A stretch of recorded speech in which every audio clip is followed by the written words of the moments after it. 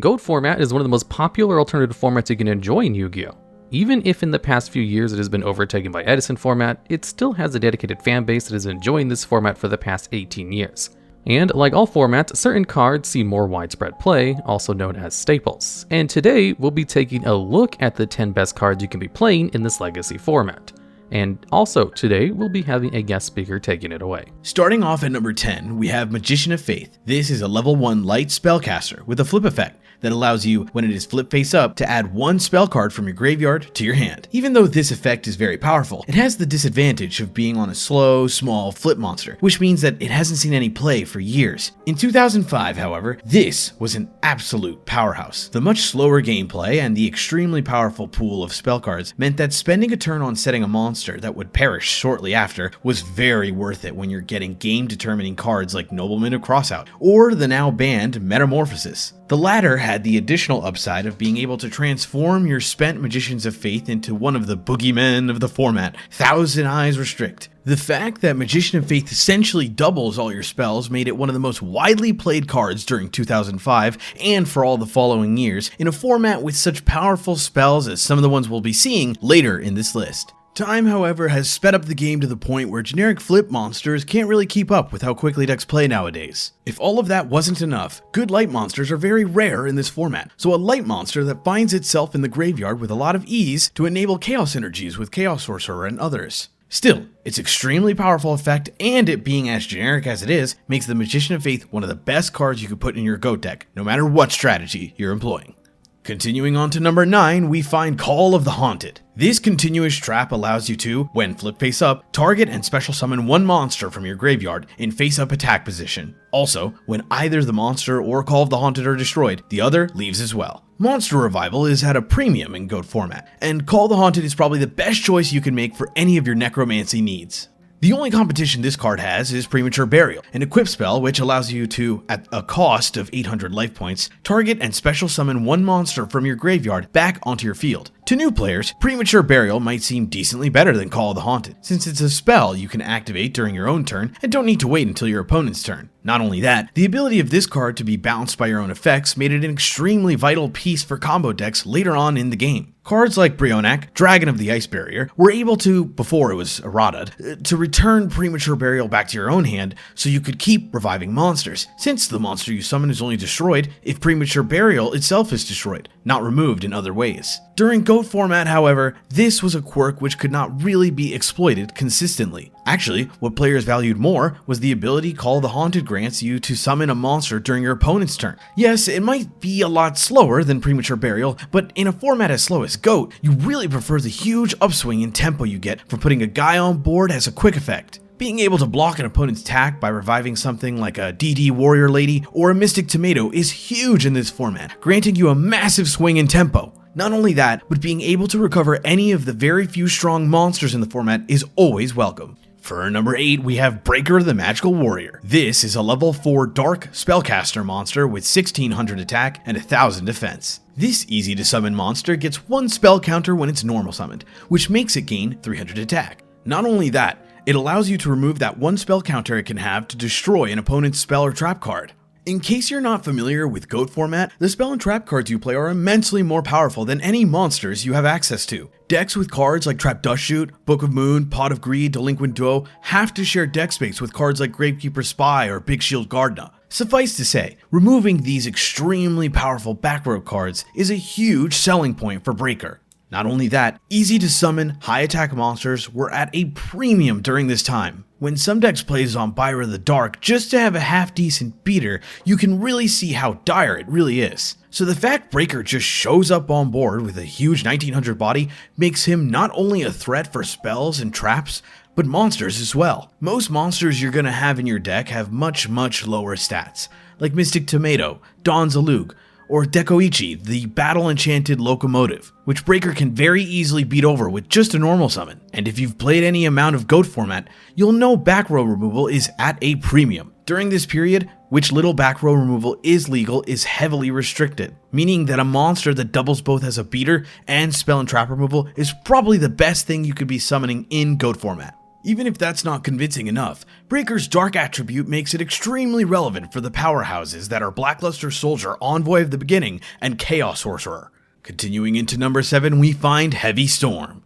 This normal spell has a very straightforward effect, simply destroying all spell and traps on both players' fields. As we just discussed, back row removal is very rare in GOAT format, and no card removes back row better than Heavy Storm. The simplicity of its effect, having no activation requirements, and dealing with all sorts of spells or traps simply could not be better. This landed it a spot in pretty much any and all GOAT format decks, since it's the ideal counter to any and all situations where you might need to access back row removal. Not only that, but the card being as ubiquitous as it is leads to interesting developments. For example, you probably don't want to set Bluffs, cards you can't activate to make your opponent think you have a trap card, since you can just be blown out of the water by this extremely powerful spell. It also gave birth to the play known as Pro Storm. This is a play where, mostly during turn 1, you set your Heavy Storm and a chainable spell or trap like Jar of Greed or Scapegoat to make your opponent think you've committed to playing into Heavy Storm since you set 2 cards, thus causing them to play into it as well, setting their back row, assuming you don't have Storm, when you actually do. When your turn comes around, you just activate Heavy Storm and the chainable trap you set to completely blow your opponent out, and have your plays go uninterrupted.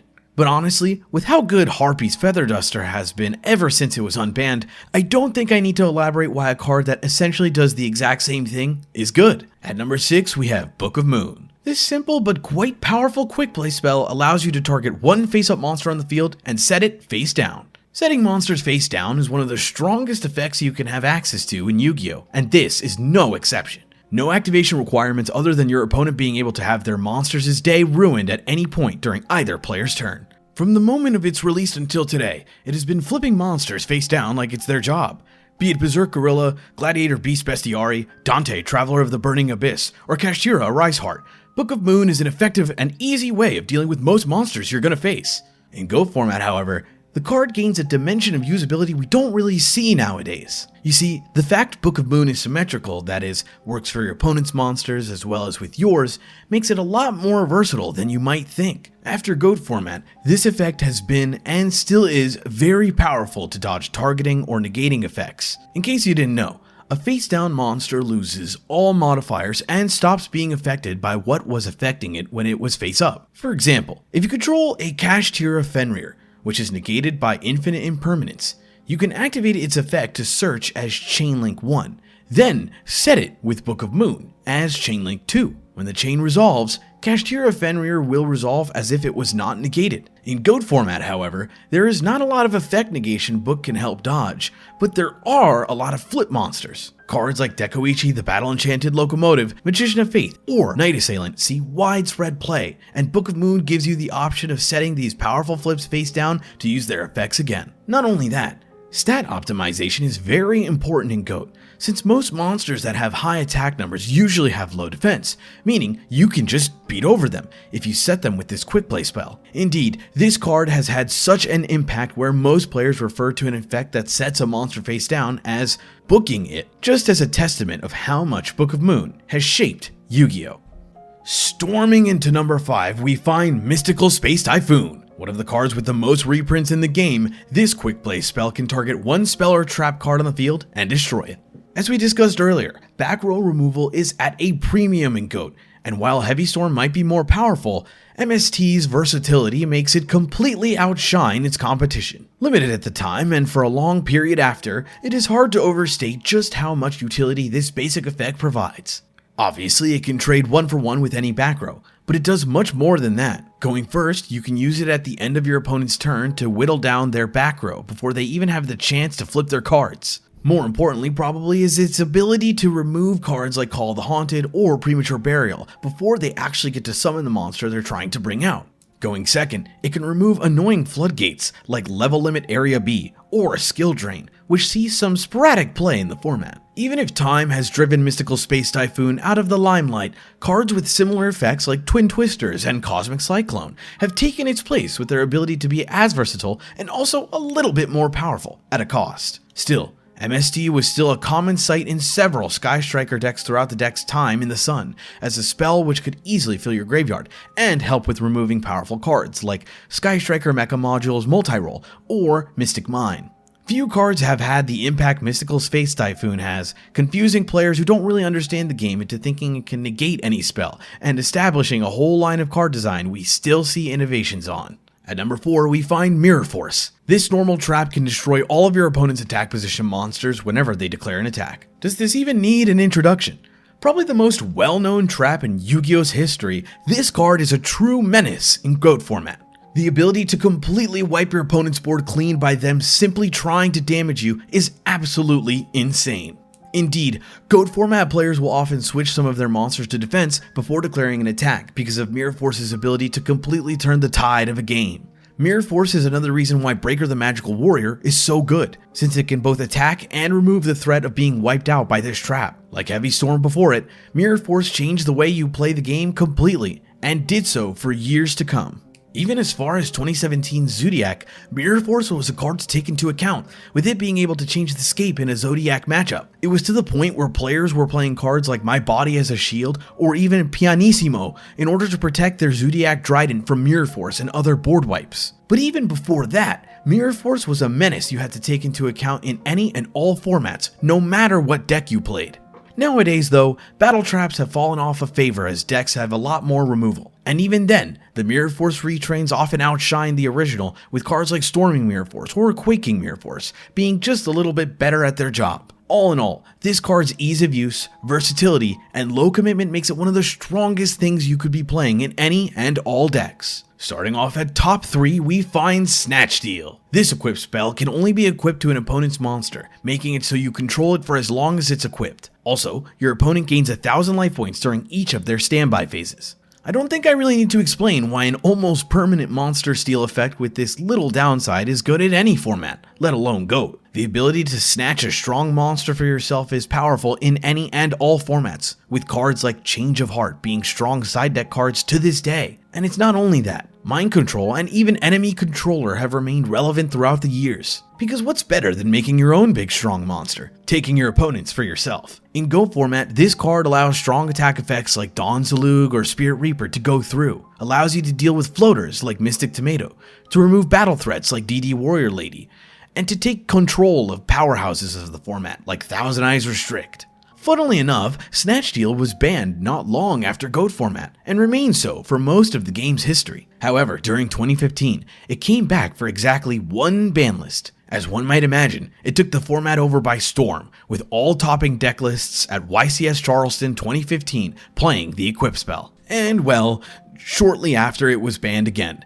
Testament to how strong this type of effect can really be. In a format of a Cleafort Towers and El Shadal construct, the game-determining card was actually an equip spell from 2002. Changing stuff up, at number 2, we finally have another monster, Blackluster Soldier, Envoy of the Beginning. This level 8 Light Warrior monster has an impressive 3000 attack, the absolute peak during GOAT format, and an extremely powerful ability. You can special summon it from your hand by banishing both a light and a dark monster from your graveyard, making it one of the few good non-normal summon monsters in the format. Not only that, it can also either target and banish one monster on the field at the cost of not being able to attack that turn, or attack twice in the same turn if it destroyed a monster by battle. During the game's Stone Age, Blackluster Soldier, Envoy of the Beginning was a nuclear submarine. Extremely ahead of the competition in terms of card design, BLS became the card you had to take into consideration in all games of GOAT format. If the monster went unanswered, you just lost. No other card at the time could be so aggressive and hard to deal with.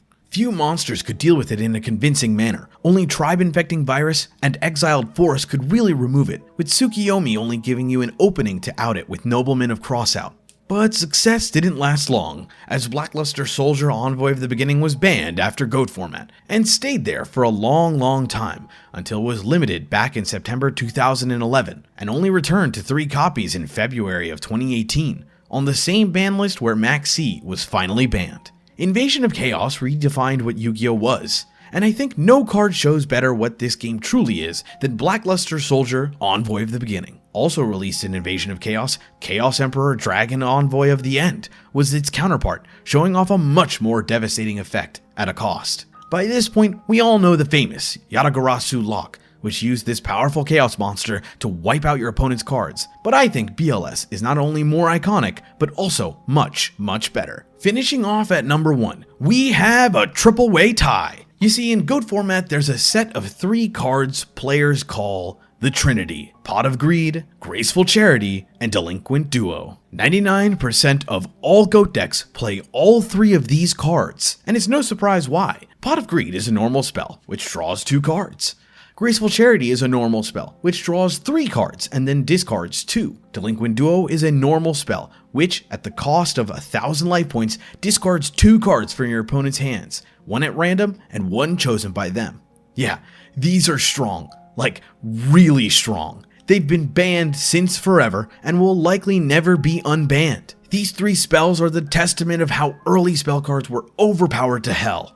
But let's go over them one by one. Pot of Greed is the best draw card in the game. No questions asked. A +1 in card advantage at literally no cost makes it an unparalleled advantage piece, making you have access to either more pieces to crush your opponent or to give you a ray of hope in case you're the one being crushed. Graceful Charity is the strongest draw card in the game. Note that I said strongest, not best. Graceful Sealing is a lot higher than Pot of Greed's, allowing you to set up your graveyard while accelerating your deck. This effect was put to great use in GOAT format to set up Blackluster Soldier, Envoy of the Beginning, and Chaos Sorcerer. Nowadays, with the sheer number of graveyard effects there are, Graceful Charity would be absolute insanity, sending stuff like Tier Limit Monster to the graveyard, or discarding Unchained Soul of Sharvara. Delinquent Duo is definitely the weakest of the 3, and that's saying something. Discarding 2 cards with a generic spell you can activate with no downsides other than a little life points is just crazy. Still, cards like Sinister Serpent or Night Assailant make Delinquent Duo able to have counters, unlike Pot of Greed and Graceful Charity, thus why it's one of the 3 that sometimes isn't played. All in all, while GOAT is overall a low power format, some of its staples are so strong you'd be hard pressed to not include them in all decks. Did we miss anything you think would fit here? Let me know in the comments and have a great day.